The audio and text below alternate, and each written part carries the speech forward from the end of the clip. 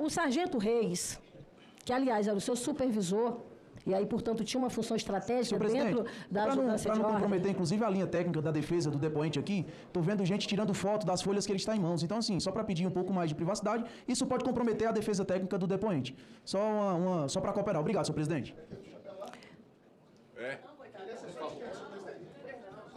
Por favor, pode continuar o trabalho. O que está aqui em cima da mesa é público, todo mundo está vendo, está sendo filmado aqui de todos os ângulos. Não há como a gente evitar que haja essas fotografias. Mas eu solicito ao pessoal que está dando cobertura de filmagem e fotografia que se atenha a essa mesa para frente e vamos deixar essa parte aqui do nosso plenário reservado exclusivamente aos parlamentares e assistência da comissão. Foi fotografado ali o documento dele. Há algum prejuízo, coronel, por ter fotografado? O depoente está afirmando que não tem nenhum prejuízo em ter fotografado o documento dele. Por favor, prossiga, senadora.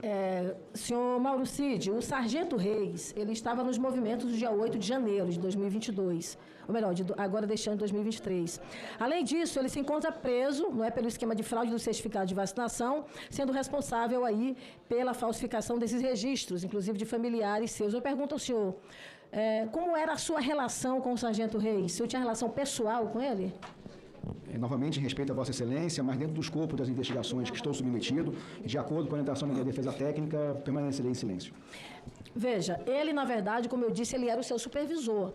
Na administração pública existe um princípio, aliás, que é um princípio do direito, que fala sobre a responsabilidade do administrador em cima de quem ele escolher. Ou seja, há um princípio que é o culpa in eligendo, ou seja, você escolhe alguém e automaticamente você tem responsabilidade sobre essa pessoa.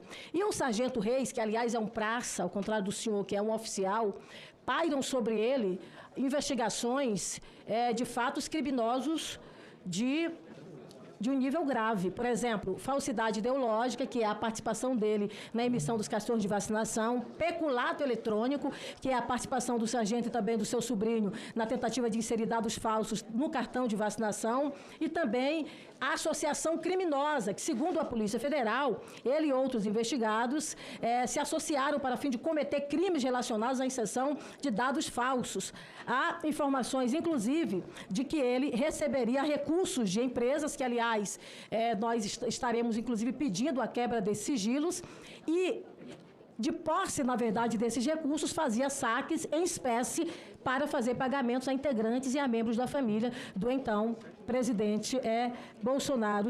Eu pergunto ao senhor, considerando o princípio da responsabilidade sobre as pessoas que estão hierarquicamente abaixo do senhor, o senhor não tem nenhuma responsabilidade em relação a esses atos do sargento Reis?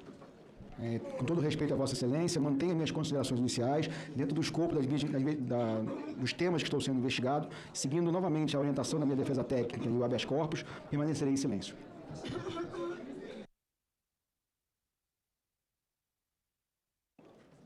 Senhor Mauro Cid, além dos agentes públicos que discutiam abertamente a quebra da ordem constitucional, os executores de diversos atos de apoio ao golpismo, a exemplo, por exemplo, do terrorista George Washington e tantos outros, existem alguns atores privados que financiaram os atos antidemocráticos com o fim do período eleitoral.